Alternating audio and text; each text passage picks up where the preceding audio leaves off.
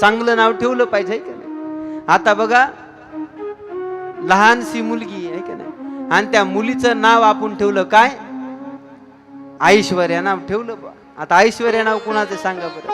होय भाभी, हिरोनीच आहे का नाही, हिरोनीचं म्हणायला. त्या दिवशी घरी गेलो तर मालिका बघू लागलं, लय नाद आहे त्यांना. ऐश्वर्या नाव कुणाचं आहे, हिरोनीचं नाव आहे. आता लहानशा मुलीचं नाव जर आपण ऐश्वर्या ठेवलं तर ती मुलगी लहान आहे तोपर्यंत चांगलं वाटेल, रांगायली अजून चांगलं वाटेल. आता ऐश्वर्या झाली 10 वर्षाची अजून चांगलं वाटेल. ऐश्वर्याचं आता लग्न झालं अजून चांगलं वाटेल आहे का नाही. मात्र आता ऐश्वर्या झाली 75 वर्षाची, आता कसं वाटेल. काय चाललं ऐश्वर्या आजी असं म्हणलं का नाही का नाही. आता ओपन का नाव सांगा बरं.